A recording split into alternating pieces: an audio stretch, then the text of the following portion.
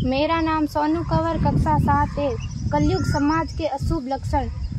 कुटुंब कम हुआ, संबंध कम हुआ, प्रेम कम हुआ, मर्यादा कम हुई, लाज लज्जा कम हुई, विनम्रता कम हुई, समर्पण कम हुए, पुस्तक वाचन कम हुआ, खान पान की शुद्धता कम हुई, बाल कम हुए, कपड़े कम हुए, नींद कम हुई, घी मक्खन कम हुआ, पीतल तांबे के बर्तन कम हुए, भाई भाई का प्रेम कम हुआ, सत्य कम हुआ, अतिथि कम हुए, धैर्य कम हुआ, श्रद्धा और विश्वास कम हुआ, बड़ों का सम्मान कम हुआ और भी बहुत कुछ कम हुआ जिससे जीवन सहज था, सरल था। संतान को दोष न दे।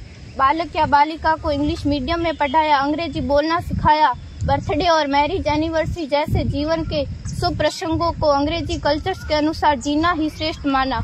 माता पिता को मम्मी डैड कहना सिखाया। जब अंग्रेजी कल्चर से परिपूर्ण बालक या बालिका बड़ा होकर आपको समय नहीं देता, आपकी भावनाओं को नहीं समझता, आपको तुच्छ मानकर आपसे जुबान लड़ाता, जब आपको बच्चे में कोई संस्कार नजर नहीं आता, तब घर के वातावरण को गमगीन किए बिना, संतान को दोष दिए बिना एकांत में जाकर रो लीजिएगा, क्योंकि पुत्र या पुत्री की पहली वर्षगांठ से ही भारतीय संस्कारों के बजाय, मंदिर जाने के बजाय केक कैसे काटा जाता है, यह सिखाने वाले आप और अम्मी है। जब बच्चा पहली बार घर से बाहर निकलता है तो प्रणाम और आशीर्वाद के बदले बाय बाय कहना सिखाने वाले आप और अम्मी है। हम परीक्षा देने जाते समय इष्ट देव बड़ों के पैर छूने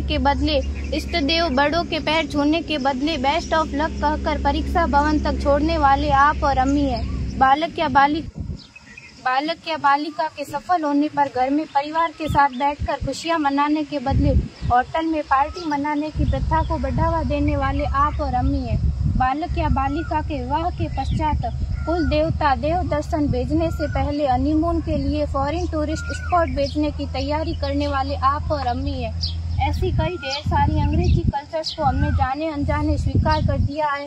अब तो बड़े बुजुर्गों के पैर छूने में भी शर्म आती है। गलती किसकी? मात्र आपके माता और पिता की। अंग्रेजी अंतर्राष्ट्रीय भाषा है से काम का जेतु सीखना है, अच्छी बात है, लेकिन इसकी संस्कृति को अपने जीवन में उतारने की तो कोई बाध्यता नहीं थी। अपनी समृद्ध संस्कृति को त्याग कर नैतिक मूल्यों, मानवीय संवेदनाओं से रहित अन्य सभ्यताओं की जीवन शैली अपनाकर हमने क्या पाया? अवैध संबंध, टूटते रिश्ते, व्यसन युक्त धन, थके हारे मन, छल भरे रिश्ते, अनुशासनहीन संतानें, असुरक्षित समाज। एक बार विचार जरूर कीजिएगा कि संस्कारवान पीढ़ी क्यों आवश्यक है।